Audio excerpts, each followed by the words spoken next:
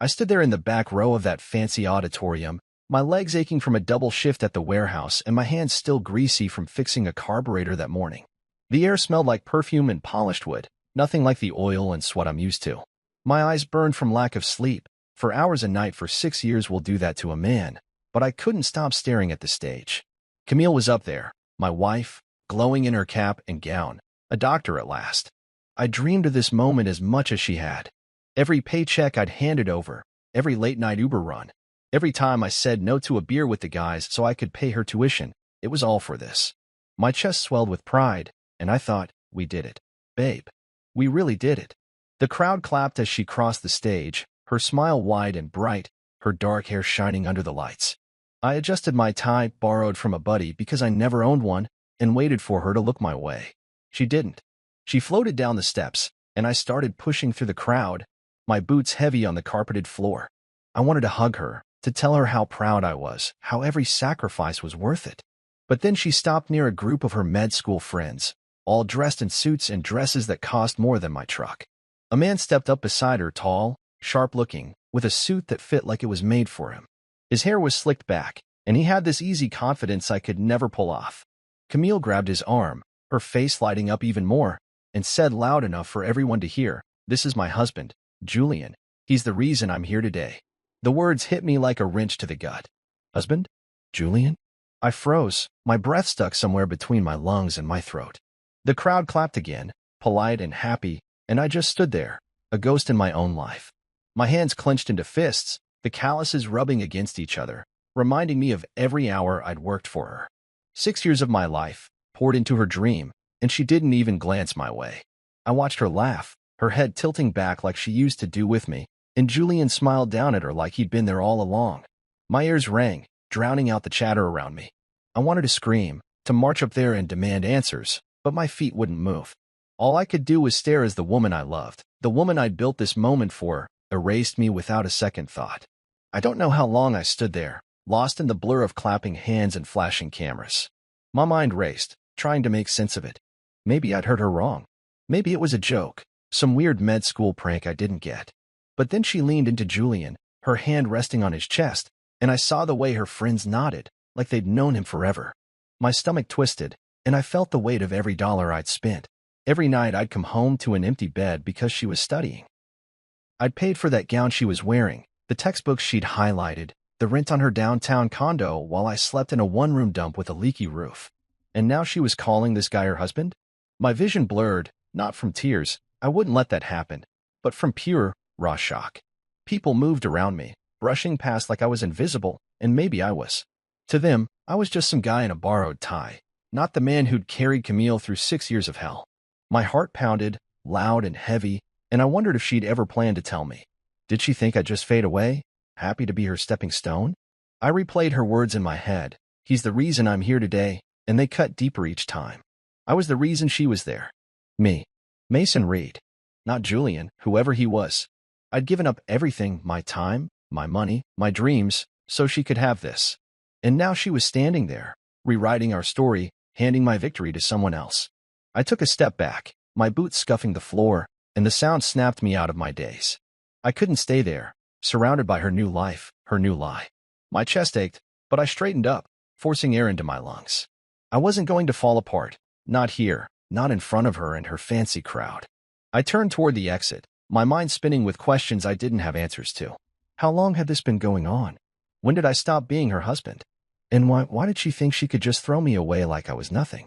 As I pushed through the double doors into the cool night air, I felt the first crack in my world, but I didn't know then how deep it would go. All I knew was that Camille had taken everything I'd given her and handed it to someone else, and I wasn't sure what that left me with. I stood in that quiet hallway outside the auditorium, the muffled sound of laughter and clinking glasses seeping through the walls like a taunt.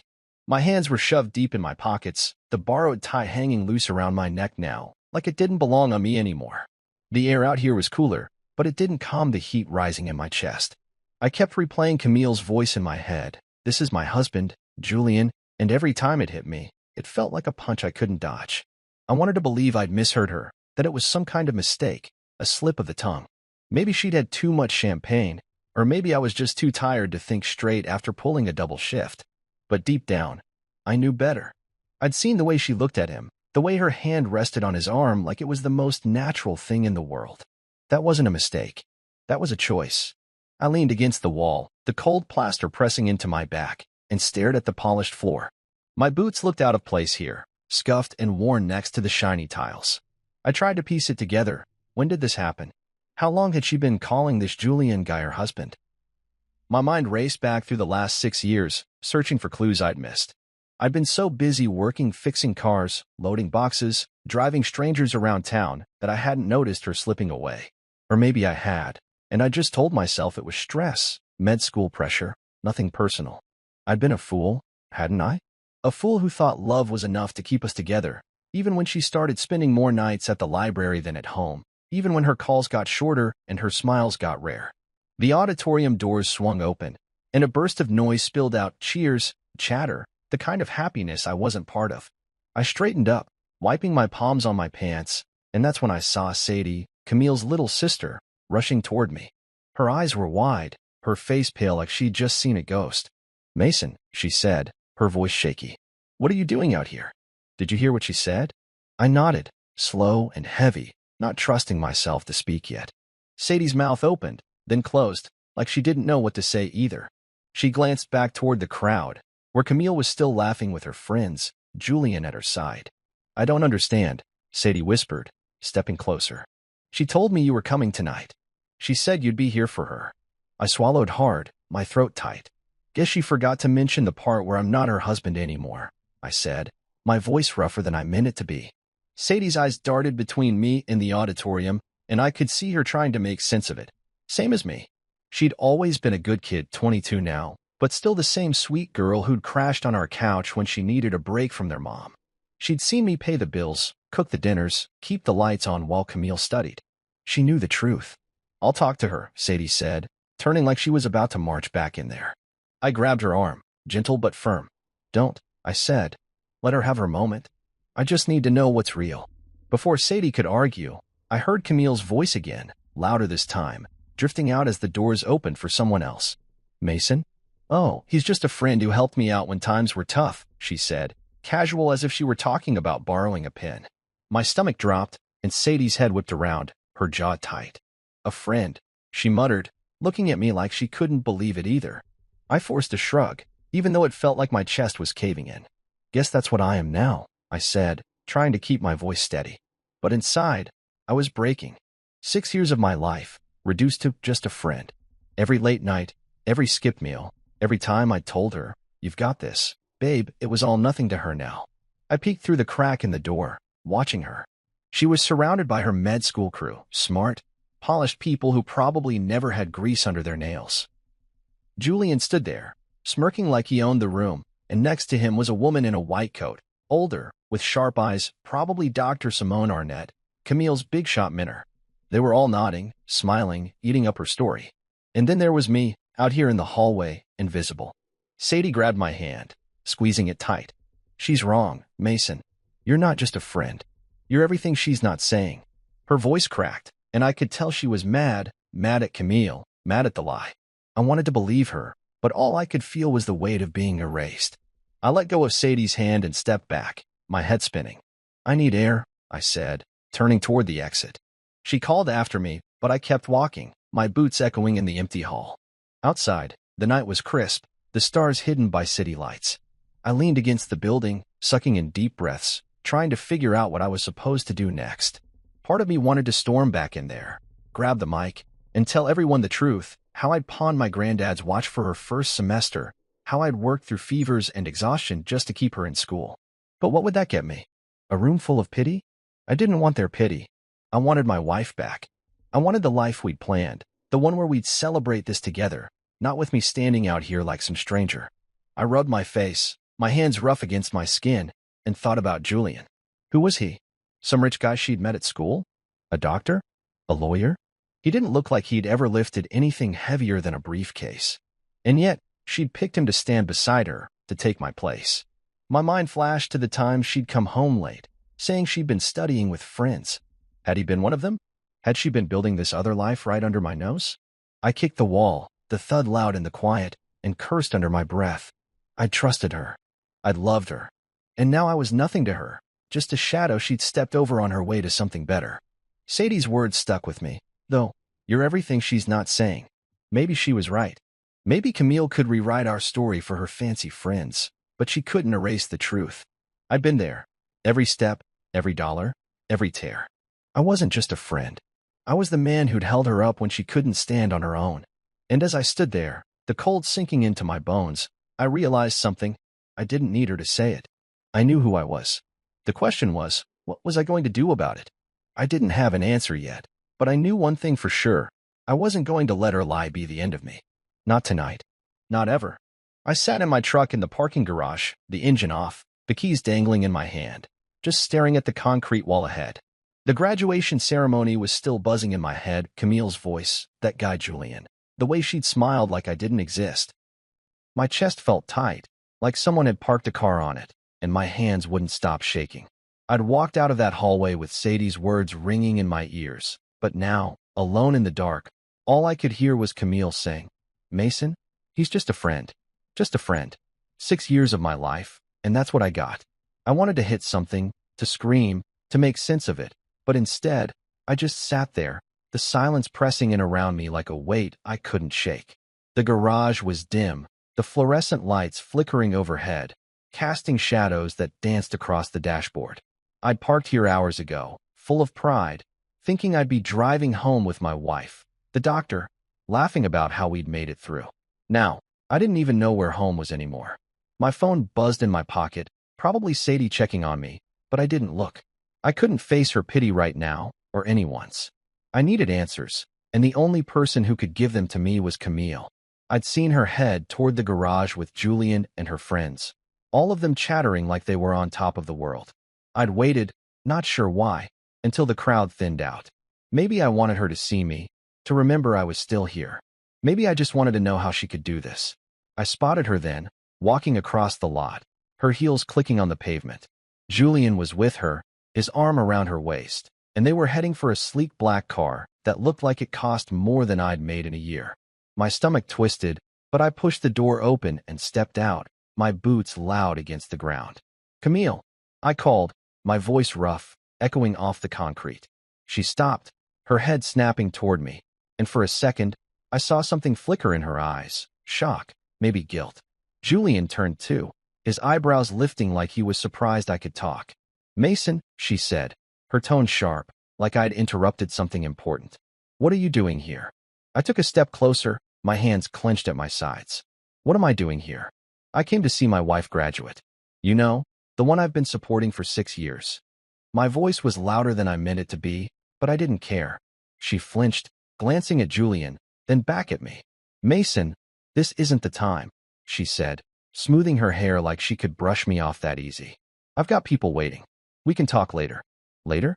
After she'd just called some other guy her husband in front of everyone? I laughed, short and bitter, and it sounded wrong in the empty garage. No, Camille. We're talking now. Who the hell is this guy? I jerked my head toward Julian, who straightened up, his jaw tight like he was ready to step in. Camille's face hardened, and she crossed her arms. This is Julian, my husband. I thought you'd figured that out by now. Her words hit me like a slap, cold and final, and I stared at her, waiting for the punchline. But she just stood there, her chin up, like she was daring me to argue. Your husband? I said, my voice cracking. Since when? Last I checked, I was the one you married. I was the one paying for all this. I waved a hand toward her gown, her fancy life. 6 years, Camille. I worked 3 jobs so you could stand on that stage tonight. And now you're telling me I'm nothing? She sighed, loud and dramatic, like I was the one being unreasonable. Mason, don't make this a scene. You were never part of this world. I couldn't have them thinking I came from nothing. Julian, he gets it. He's in this with me. Her words cut deeper than I thought they could, each one slicing through the years I'd spent believing in us. Nothing? I repeated, stepping closer, my voice low and shaking. I gave up everything for you. My granddad's watch, my weekends, my health gone, so you could have this. And you're standing there telling me I'm nothing? Julian moved then, putting a hand on her shoulder like he was protecting her from me. Look, man, he said, his voice smooth and smug. She's made her choice. You need to let it go. I turned on him, my fist itching to wipe that smirk off his face. You don't get to talk to me, I snapped. You don't know what I've been through for her. He raised his hands, backing off a step, but his eyes said he wasn't scared, just annoyed, like I was a bug he wanted to flick away. Camille stepped between us, her face cold now. Mason, stop. You've done a lot, okay? I'm grateful. You supported me when I needed it. But Julian's my future. He's where I'm going. You wouldn't understand the pressure I'm under. Pressure? I almost laughed again, but it caught in my throat. Pressure, I said, my voice rising. You think I don't know pressure? Try working 16 hours a day, coming home to a cold bed, eating ramen so you could have steak with your study group. I lived pressure so you wouldn't have to. And now you're throwing it back in my face. She didn't answer, just looked away, her lips pressed tight. Julian shifted, checking his watch like I was wasting his time. That's when it hit me. She wasn't even sorry. She'd planned this, maybe not from the start, but somewhere along the way. She'd decided I wasn't good enough, and she'd found someone who fit her new life better. I took a deep breath, forcing my hands to unclench. You're right, I said, quieter now, the fight draining out of me. I don't understand. I don't get how you can look at me and say that after everything. She met my eyes then, and for a second, I thought I saw something, regret. Maybe, but it was gone fast. I'm sorry it's like this, she said, her voice flat. But it's done. Go home, Mason. Go home. Like it was that simple. Like I could just walk away and forget the life I'd built for her. I stared at her, the woman I'd loved, the woman I'd carried, and I didn't recognize her anymore. Yeah, I said finally, turning back to my truck. I'll go. I didn't look back as I climbed in, slamming the door hard enough to rattle the frame. The engine roared to life, and I peeled out of the garage, the tires screeching on the concrete. My hands gripped the wheel so tight my knuckles turned white, and my eyes burned, but I didn't cry. I wouldn't give her that. She'd taken enough from me already. As I hit the open road, the city lights blurring past, I felt something shift inside me. She thought this was the end, that I'd just fade away. But she was wrong. My silence wasn't surrender. It was the start of something else, something she'd never see coming. I didn't know what yet, but I'd figure it out. I always did. I drove home that night with the windows down, the cold air whipping through the truck, trying to clear the fog in my head. Camille's words kept looping in my mind. You were never part of this world, and every time they hit, I felt the sting all over again. My hands gripped the steering wheel, the rough skin of my palms catching on the worn leather, and I couldn't stop thinking about the past 6 years. The truth of it, not her shiny new version. I pulled into the lot of my one-bedroom apartment, the place I'd kept so she could have her fancy condo near campus, and cut the engine. The silence settled in, heavy and thick, and I just sat there, staring at the cracked dashboard, letting the memories flood back. I needed to remember it all, every second I'd given her, because if I didn't, she'd win. She'd rewrite me out of her story, and I'd be left with nothing. It started 6 years ago, when Camille came home from her waitressing job with a wild look in her eyes. Mason, she'd said, dropping her apron on the couch, I want to be a doctor. I know it's crazy, but I can do it. I'd laughed at first, thinking she was joking, but she wasn't. She had this fire in her, this dream she'd buried under years of late shifts and bad tips. I saw how much it meant to her, and I loved her for it. So I said, okay, babe, let's make it happen. I didn't know then what it had cost me, but I'd have said yes anyway. That's what you do when you love someone. You jump in, even if the water's deep. We sat up all night, figuring it out. She'd need to quit her job, go back to school, take the hard classes first. And money, God, the money. Tuition, books, rent near the university. I told her I'd handle it. I'd make it work. The first semester was the toughest. I was still just a mechanic then, pulling decent hours, but it wasn't enough.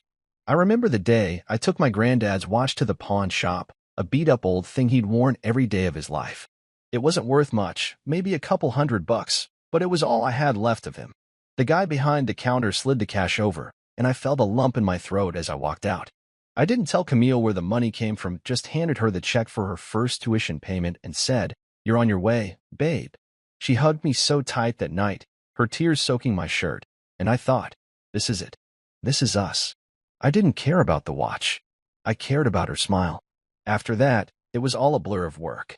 I picked up the warehouse gig, loading boxes until my back screamed, then started driving Uber on weekends when the bills piled up. I'd come home at dawn sometimes, my eyes half open, and find her asleep on the couch with a textbook across her chest. I'd carry her to bed, her head heavy against my shoulder, and I'd feel this quiet pride. She was doing it, acing her classes, impressing her professors, and I was the one holding it all together. I missed things, though. My buddy's wedding, because I couldn't skip a shift. My mom's funeral, because the flight was too expensive, and Camille had a big exam that week. I told myself it was fine, that family would understand, but it ate at me. I'd sit in the dark sometimes, eating cold leftovers, wondering when I'd get a break. But then Camille would come home, exhausted but happy, and tell me about some test she'd crushed, and I'd think, worth it. The distance started creeping in slow, like rust on a car you don't notice until it's too late. She'd stay late at school, saying she was studying with friends. I'd call, and she'd sound distracted, rushed. "I'm fine, Mason, just busy," she'd say, and I'd let it go. Friends warned me, guys at the shop, my sister, even Sadie once. "She's changing, man," they'd say. "You sure she's still in this?" I'd brush them off. "She's stressed," I'd tell them. "Med school's hard. She needs me to keep it steady." I believed it because I had to. Love made me blind, I guess. I'd see her come home in new clothes, nice stuff I didn't buy, and she'd say it was a gift from a classmate. I'd nod, too tired to push, and keep working. Always working. One night stands out, maybe 2 years in. I'd been sick, fever, chills, the works, but I couldn't miss a shift.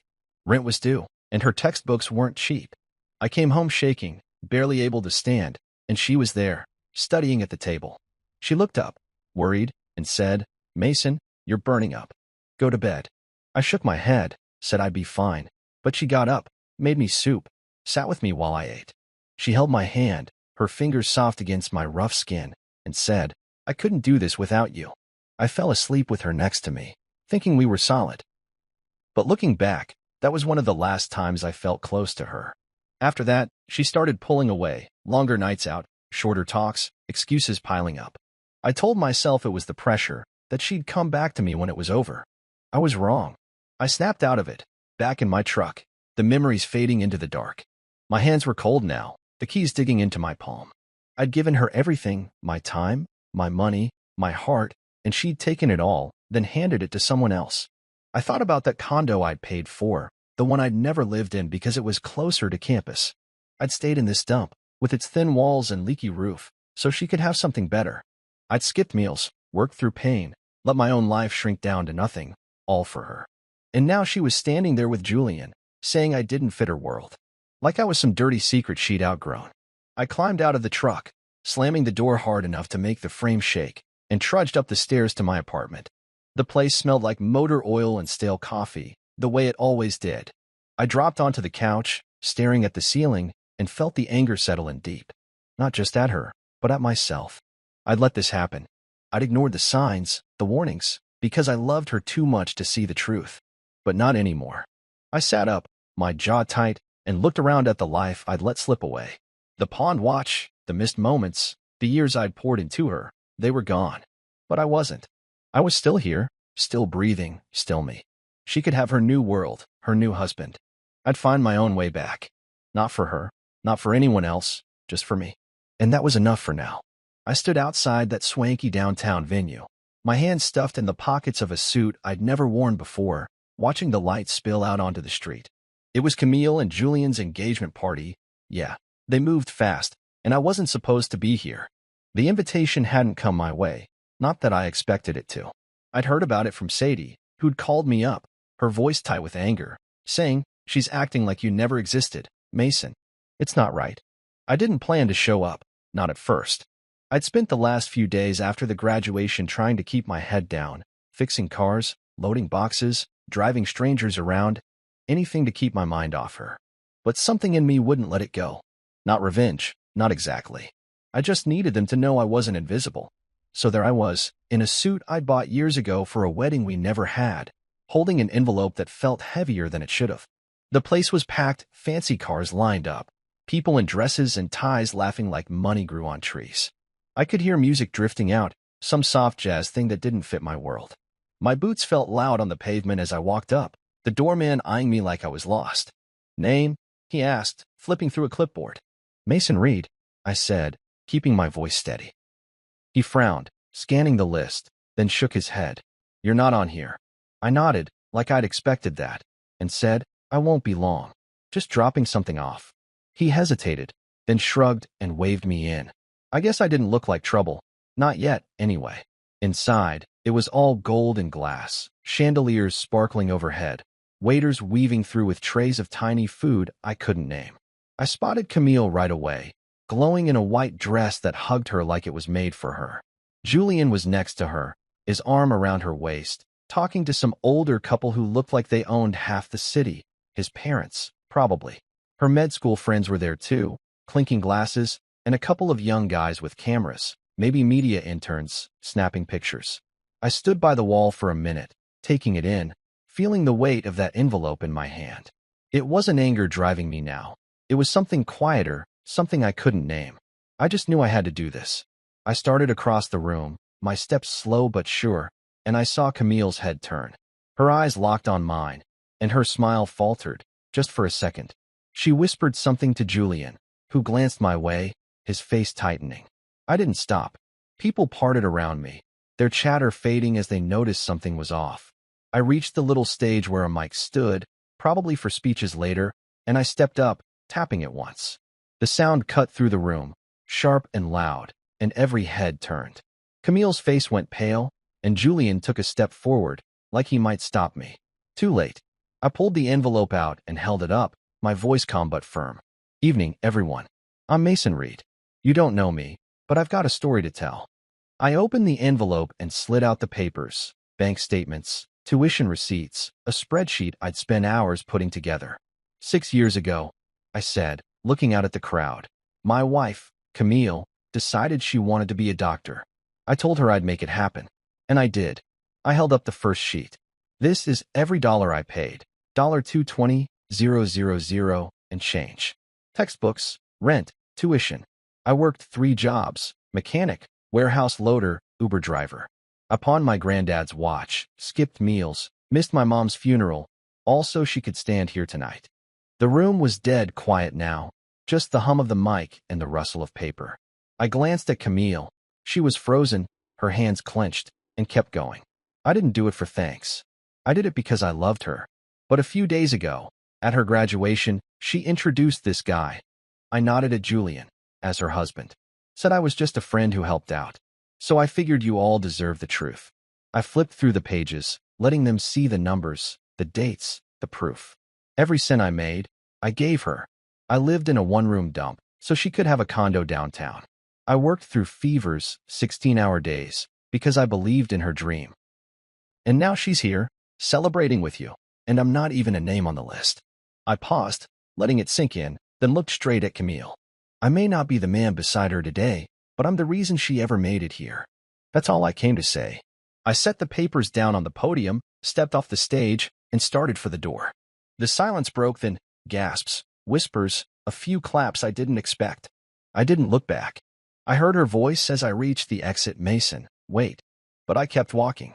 Outside, the air hit me cold and sharp, and I sucked it in deep, my heart pounding. I'd done it. Not to hurt her, not to ruin her night, just to stand up for myself.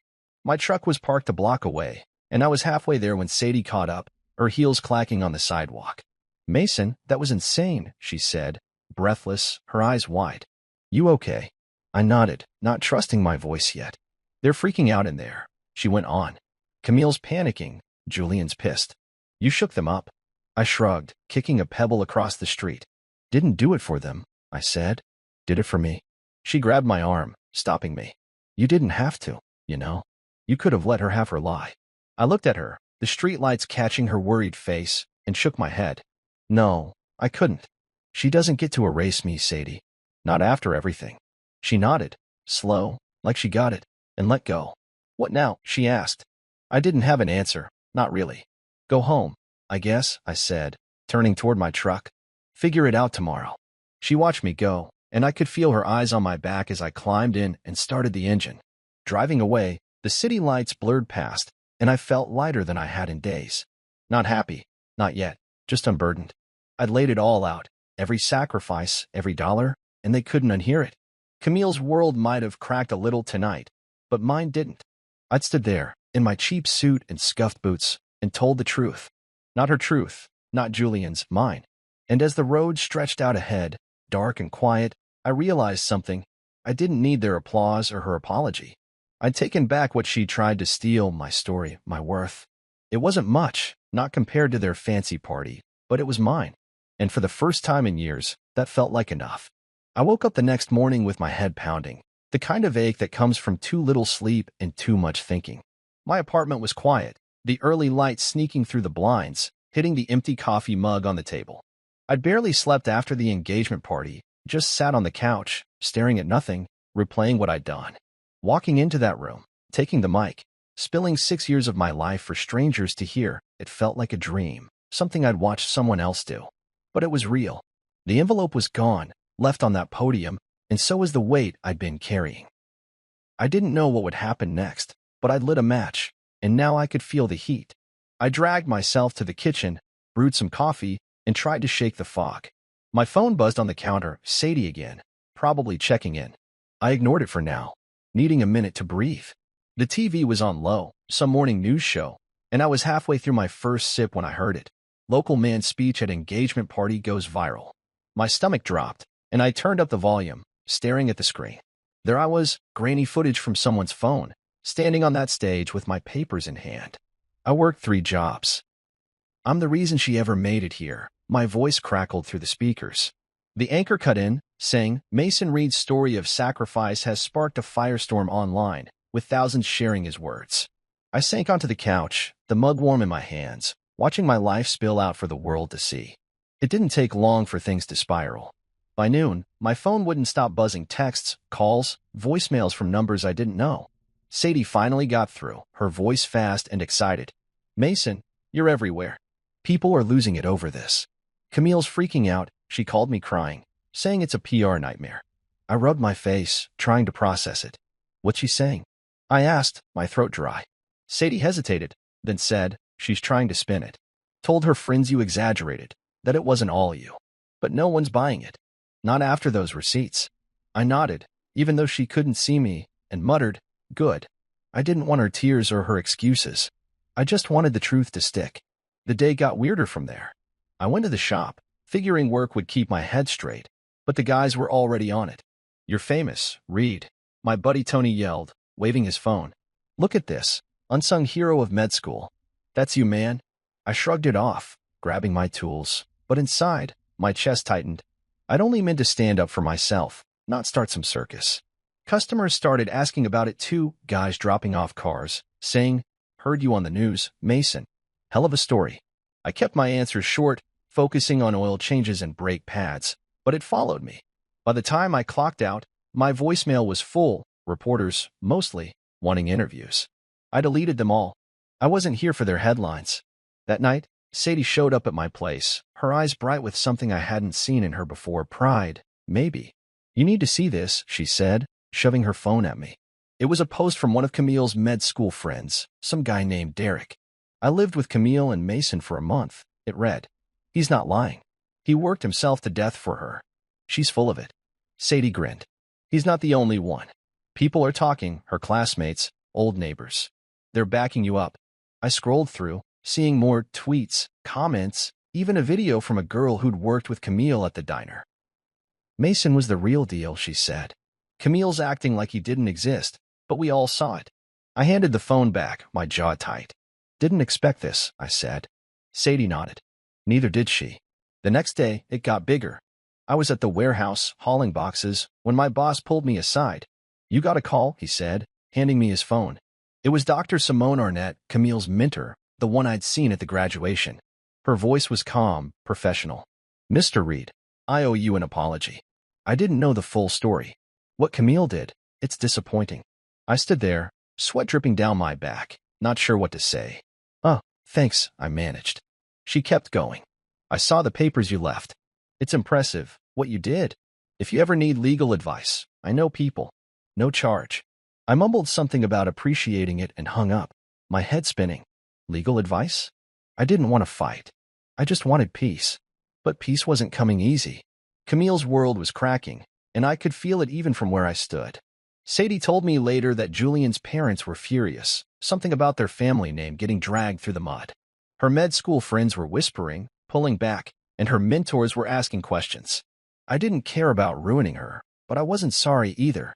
She'd built her castle on my back, then kicked me out the gate. Now the walls were shaking, and she had no one to blame but herself. I kept waiting for the anger to hit me again, but it didn't. Instead, something strange started happening. People thanked me. It started small. A guy at the gas station clapped me on the shoulder, said, "Heard your story, man. Respect." Then a lady at the grocery store, older, with tired eyes, stopped me. "You remind me of my husband," she said. "He worked like that for me too. Don't let her take that from you." I nodded, awkward, not used to this. But it kept coming, notes left on my truck, messages online, even a kid at the shop who said, "You're like a superhero, mister." I didn't feel like one. I felt tired, raw, like I'd been scraped clean. But those words, they stuck.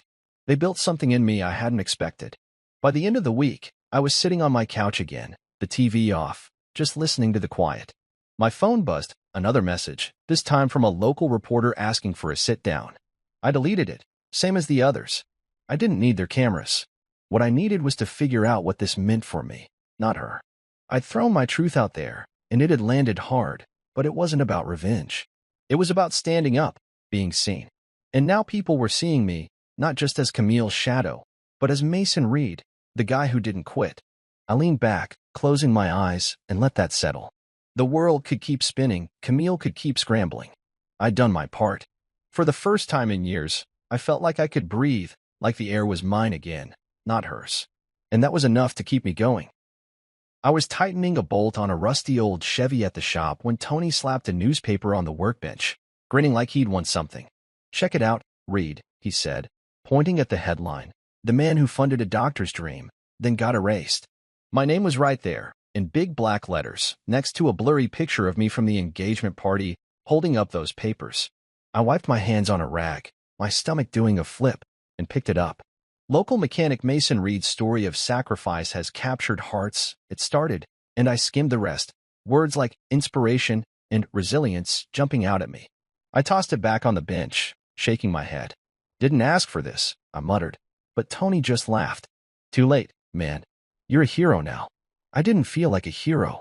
I felt exposed, like someone had ripped open my life and put it on display. The shop was busier than usual that day, guys dropping off cars, lingering to shake my hand, saying stuff like, "Heard about you, Mason. Hell of a thing you did." I nodded, kept my answers short, and focused on the work.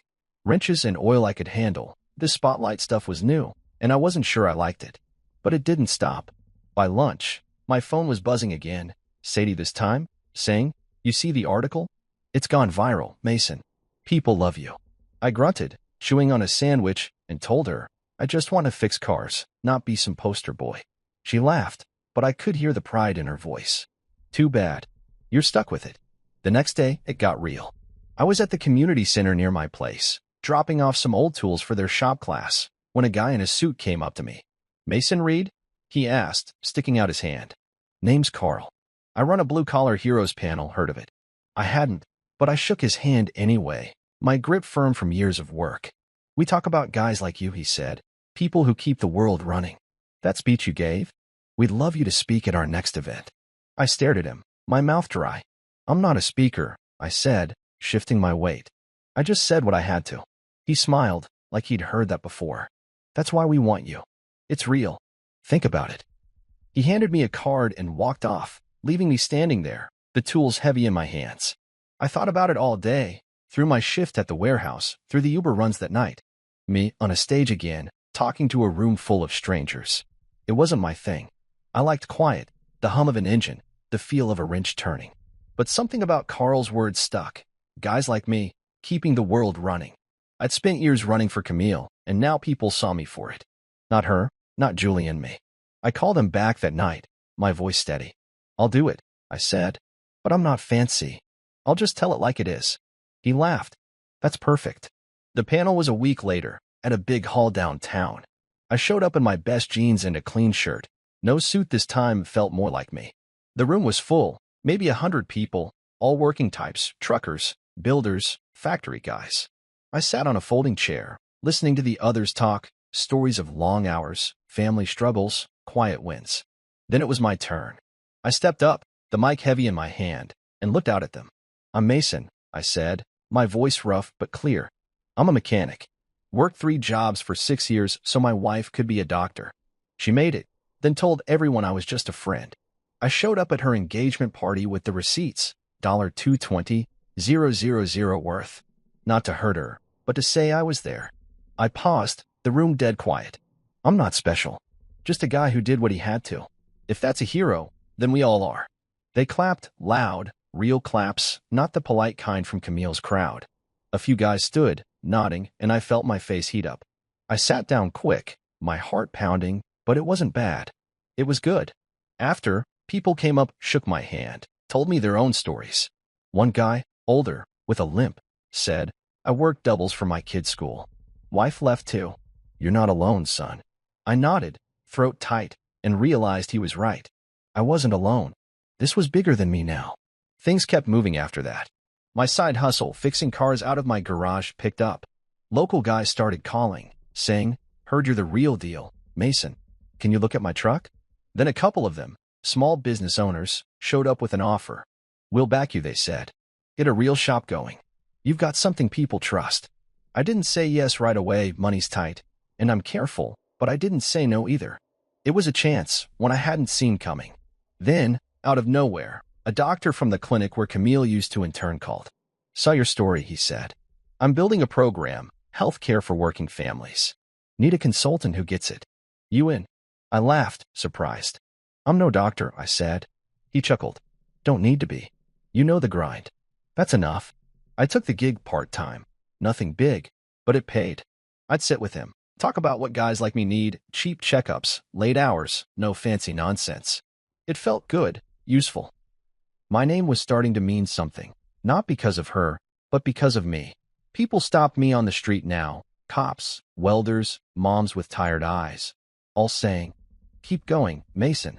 I didn't know what that meant yet, but I nodded, kept moving. The shop idea grew too. Those investors pushed, and I started sketching plans on napkins, late at night when the world was quiet. One evening, I was at the community center again, tinkering with an old engine for the kids' class, when Sadie showed up. You're different, she said, leaning on the workbench. Calmer, stronger. I shrugged, wiping grease off my hands. Maybe, I said, just figuring it out. She smiled soft. They're calling you a blue-collar legend online. Camille hates it. I snorted, shaking my head. Let her hate it. I'm not doing this for her. Sadie nodded, and we stood there, the engine humming between us. I didn't need Camille's stage anymore. I had my own, small, rough, real. The spotlight had turned, and I wasn't running from it. I was standing in it, on my terms, and it felt like mine. For the first time in years, I wasn't just the guy behind someone else. I was Mason Reed, and that was enough. I was elbow deep in a transmission at the shop when my phone buzzed in my pocket, the third time that morning. I wiped my hands on a rag, figuring it was Sadie or maybe another reporter who wouldn't quit, and pulled it out. It was a text from an unknown number. Mason, it's Camille. We need to talk. Please. I stared at it, my thumb hovering over the screen, feeling that old ache creep up my chest. I hadn't heard from her since the engagement party, not directly, just whispers through Sadie about her scrambling to save face. Part of me wanted to delete it, let her stew in whatever mess she'd made. But another part, the part that still remembered her asleep in my arms, wouldn't let me. I typed back, slow and careful. What's there to say? She replied fast. I never thought you'd actually leave. I set the phone down, my jaw tight, and went back to the car. I didn't know her an answer. Not anymore. The next few days, I kept busy, shop work, warehouse shifts, meetings with the doctor about that clinic program. But her message stuck with me, nagging like a loose bolt I couldn't tighten. I didn't want to care, but I did. Then Sadie called, her voice low. Mason, it's getting rough for her. She's up for some big fellowship, and the hospital board's digging into your story. Julian's backing off too. His family's pissed about the publicity. I leaned against my truck, the sun hot on my neck, and sighed. Not my problem, I said, but it didn't feel true. I'd started this, whether I meant to or not. She's texting me, I admitted. Sadie went quiet, then said, what did she say? I told her, and she snorted. She's scared, Mason. She's losing everything she built, and now she's looking back. Don't let her pull you in. I nodded, even though she couldn't see me. I won't, I said and hung up. A week later, I got a call from a lawyer, Some guy named Harris, voice smooth like he charged by the hour. "Mr. Reed," he said, "I've been following your situation. You've got a case for spousal repayment, 6 years of support, documented. Could be a big payout." I was in my kitchen, stirring instant coffee, and I stopped cold. "A case," I said. "Like sewer." He went on, all business, legal terms, percentages, how I'd invested in her career. I cut him off. "I didn't do it for money. I did it for her." Harris paused, then said, "Fair enough. But she's reaping the rewards, and you're not. Think it over." He left his number, and I sat there, the coffee going cold, staring at the wall. Sue her? Drag her through court? Make her pay me back? It didn't sit right. She'd taken enough from me. I didn't want her debt too. Meanwhile, the world kept turning. My shop was picking up. Those investors pushed me to sign a lease on a bigger space, and I was fixing more cars than I could count. The clinic gig was steady too, real work, helping guys like me get checkups without breaking the bank. People still stopped me, said my story kept them going, and I'd nod, awkward but grateful. But Camille's reckoning was happening, and I couldn't ignore it. Sadie told me the hospital board called her in, a review meeting for that fellowship. She had to explain it all, Sadie said over the phone. Your speech, the receipts, how she played it off. They're not happy. I pictured her in some sterile room, facing suits with stern faces, and felt a twinge, not pity, not quite, but something close. She'll figure it out, I said. She's smart. Sadie huffed. Smart doesn't fix this. I heard later, through the grapevine, that Julian was gone. His parents pulled him back, didn't want their name tied to her mess. Sponsors dropped her too. Some big grant she'd been chasing fell through. I didn't cheer, didn't gloat. It wasn't my win to celebrate. I'd said my piece, and the fallout was hers to carry. But that text kept gnawing at me. I never thought you'd actually leave. Like she'd expected me to stay quiet and loyal while she built her new life. I didn't reply, didn't plan to. She'd made her choice, and I'd made mine. Still, it lingered, a loose thread I couldn't cut. One night, I was at the community center, tinkering with an old bike for the kids' class, when Sadie showed up. She's not getting the fellowship, she said, leaning on the workbench. Board's holding off reputation concerns, they called it. I kept my eyes on the chain, adjusting it slow. She'll bounce back, I said, my voice flat. Sadie crossed her arms. Maybe, but she's alone now. Julian's out, her friends are quiet. She's feeling it. I nodded, not sure what to say. You think she deserves it? Sadie asked, her tone sharp. I set the wrench down, wiping my hands. I don't know, I said. Not my call. She'll have to carry her debt differently, not in cash, but in her head. That's worse. Sadie watched me, her eyes searching. You're not mad anymore, she said, more statement than question. I shrugged. Mad doesn't fix it. I said what I needed to. Rest is on her. She nodded, slow, and we sat there, the hum of the fluorescent lights filling the silence. I didn't hate Camille not anymore. I'd loved her once, poured everything into her, and she'd thrown it away. But that was her burden now, not mine. I'd walked away, not to destroy her, but to save myself. And I had. The lawyer called again a few days later, pushing the case. Last chance, Mason, he said. She's vulnerable now, perfect time to strike. I cut him off. No, I said, firm. I'm done fighting her. Let her live with it. He sighed, like I was a fool, and hung up. I didn't care. Money wouldn't give me back those years, wouldn't erase her words. I'd rather build something new than claw at her ruins. The shop lease was signed that week, my name on the door, Reed's Auto, in bold letters. The clinic program grew too, more families coming in, thanking me for keeping it real. I was moving forward, not looking back. That night, I sat on my couch, the TV off, just listening to the quiet. Camille's text glowed in my mind, but I didn't touch my phone. She'd never thought I'd leave because she'd never seen me, really seen me. I'd been her rock, her bank, her shadow, and she'd assumed I'd stay that way. But I wasn't that guy anymore. I was Mason Reed, mechanic, consultant, the guy who'd stood up and walked away. She'd face her reckoning, alone or not, and I'd face mine, building a life that was mine, not hers. I leaned back, closing my eyes, and let it go. The past was hers to carry. The future? That was mine. And it felt solid, like something I could hold on to, something real. I stood on the stage at the grand opening of Forge, my hands shoved in my pockets, the crowd buzzing below me like a hive I'd stirred up. It was a year since that night in the parking garage, a year since Camille tore my world apart, And here I was, 36, still a mechanic, but something more now. The building behind me was brick and steel, nothing fancy, but it was mine. Forge wasn't just a repair shop, it was a mentorship center, a place for young guys like I'd been to learn a trade, fix a car, build a life. The sign above the door read, Forge, strength through work, and I'd picked every word myself.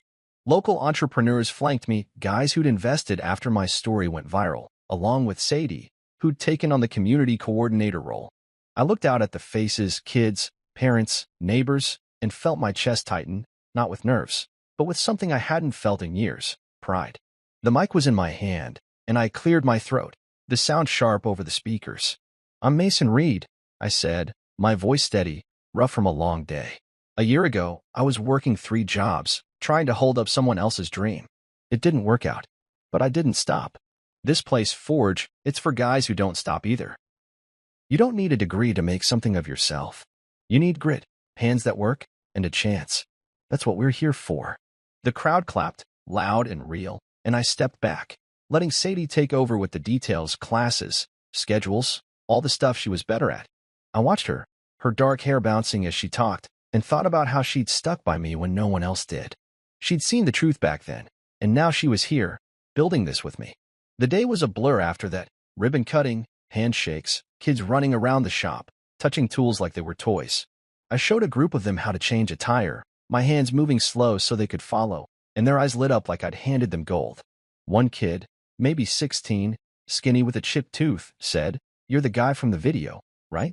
The one who didn't quit." I nodded, wiping grease off my fingers. "Yeah, that's me." He grinned. "Cool." I didn't feel cool, I felt tired, worn, but his words stuck. People still talked about that speech, the receipts, the way I'd walked out of Camille's life. Online, it was a legend now, but to me, it was just the day I stopped being her shadow. Later, I was in the back office, sorting through some paperwork, when Sadie came in with a letter. "Mail for you," she said, tossing it on the desk. The handwriting was familiar, Camille's, and my stomach flipped. I hadn't heard from her since that text months ago, the one I never answered. I picked it up, the paper thin in my hands, and hesitated. "You gonna read it?" Sadie asked, leaning on the doorframe. I shrugged. "Maybe." She rolled her eyes but didn't push, leaving me alone with it. I tore it open, my pulse loud in my ears, and started reading. It was long, messy, her words spilling over the page like she'd written it in a rush. "Mason," it began, "I've been trying to find the right way to say this. I'm sorry, not just for what I did, but for who I became. I lost myself in that world, and I lost you. I see it now. Everything you gave me, everything I took. I don't expect you to forgive me. I just hope you're proud of who you are." I set it down, my hands steady, and stared at the wall. Proud of who I was. I thought about that, about the years I'd spent breaking myself for her, the nights I'd come home to nothing, the way she'd erased me. And then I thought about now, the shop humming outside, the kids learning, the life I'd built from the wreckage. Yeah, I was proud. Not because of her apology, but because I'd made it here without her. I folded the letter, slid it into a drawer, and didn't write back. She didn't ask me to. She didn't ask for anything, just left it there, like a weight she needed to drop. I let her have that. It wasn't mine to carry anymore. The rest of the day went smooth, more tours, more thanks from parents who said, "This is what my boy needs." One guy, a welder with rough hands like mine, pulled me aside. "Heard your story," he said. "Built something like this myself once. Keep it up." I nodded, grateful, and watched him go. The investors were happy too, talking expansion already, maybe a second location. I didn't say much, just listened, letting it sink in. This wasn't just a fluke. It was real, growing, mine. Sadie caught me later, grinning. "You're a natural at this," she said. "Bossing people around, teaching kids." I snorted. "Hardly. Just doing what I know." She shook her head. "It's more than that. You're giving them what you didn't have." That night, after everyone left, I locked up and stood in the empty shop, the smell of oil and metal thick in the air. The tools were lined up, the floor swept, everything in its place. I ran my hand over a workbench, feeling the dents and scratches, and thought about Camille's letter. She'd seen it, my strength, my worth, but too late. I didn't need her to tell me now. I saw it myself, and the kids who'd hung on my every word, in the space I'd carved out. I'd spent years chasing her dream, thinking it was ours, but this was mine. No degrees, no fancy suits, just me and what I could do with my hands. I drove home under a dark sky, the truck rumbling steady, and felt the quiet settle in. Not the heavy kind I'd known before, but a good kind, a full kind. The next day, I'd be back at Forge, teaching, fixing, building. Sadie would be there, keeping it all together, and the kids would show up, eager and loud. It wasn't perfect, money was tight, hours were long, but it was enough. More than enough. I pulled into my lot, cut the engine, and sat there, the letter flickering in my mind. I hope you're proud, she'd written. I was. Not for her, not because of her, but for me. I'd forged something out of nothing, and it stood strong. I climbed out, the night cool against my skin, and headed inside. The apartment was still small, still rough, but it didn't feel empty anymore. I kicked off my boots, dropped onto the couch, and closed my eyes. Tomorrow was another day, another chance to keep going, to show those kids what I'd learned the hard way. You don't need someone else's stage to shine. I'd found mine, built it from the ground up, and it was solid.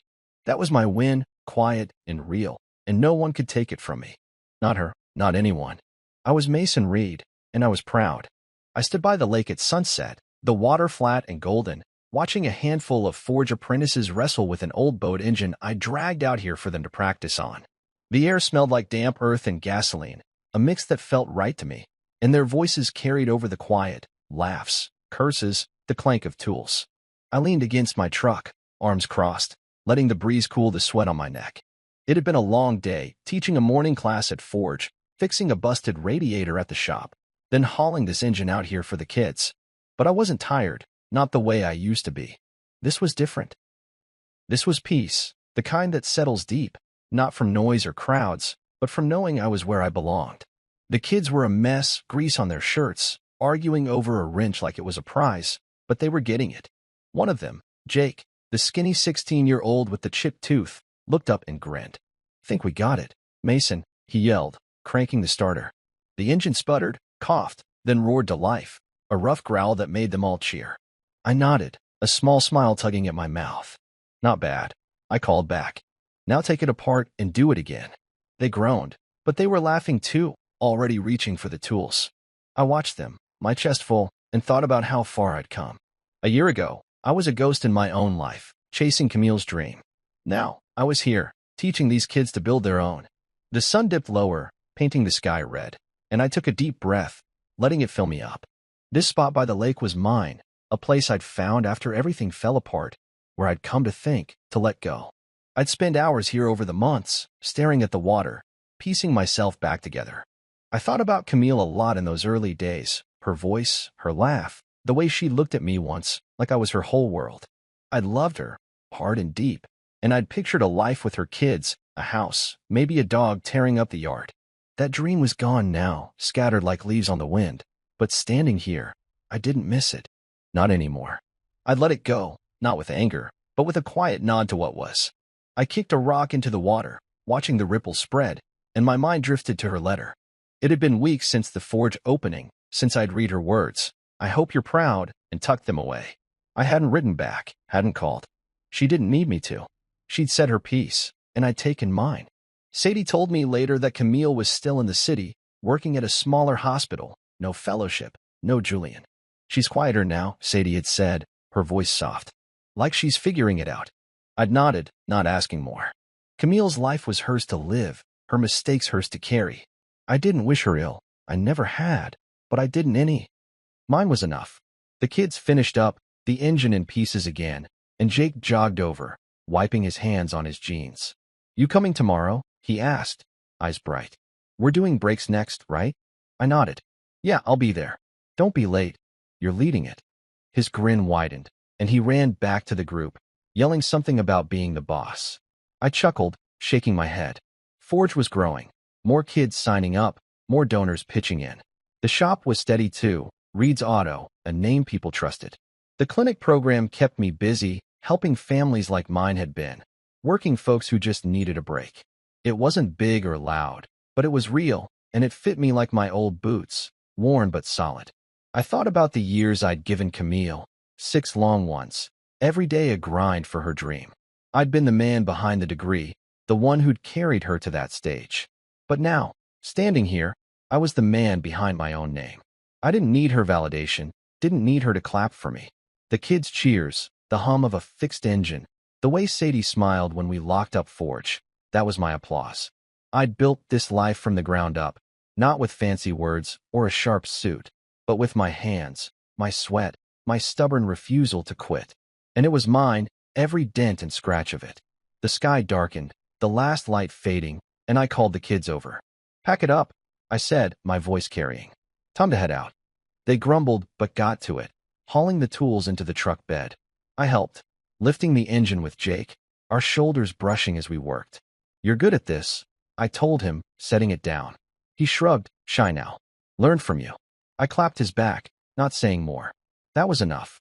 We piled into the truck, the kids squeezed in the back, laughing and shoving, and I drove them home, the road dark and familiar. Dropping them off, I watched them scatter, Jake waving, the others yelling goodbyes, and felt that peace again, steady and warm. Back at my place, I parked and climbed the stairs, the night quiet around me. The apartment was the same, small, rough, smelling like oil, but it felt different now. Full somehow. I kicked off my boots, grabbed a beer from the fridge, and dropped onto the couch. The lake lingered in my mind. The water, the kids, the engine's roar. I thought about Camille one last time, not with pain, but with a kind of distance, like looking at an old photo you don't need to keep. She'd been my world once, and I'd given her everything. But she'd taken it and walked away, and I'd found something better. Not her stage, not her spotlight, mine. I took a sip, the cold biting my throat, and leaned back, closing my eyes. Tomorrow, I'd be up early, Forge, the shop, the clinic. More kids to teach, more cars to fix, more people to help. It wasn't glamorous, wasn't loud, but it was real. I didn't need headlines or crowds. I had this. The lake, the work, the quiet win of knowing who I was. Mason Reed, not the man behind her degree, but the man behind his own name. I'd fought for it, built it, earned it, and as the night settled in, I let the past slip away, final and gone. The future was here, in my hands, and it was enough. More than enough. It was mine.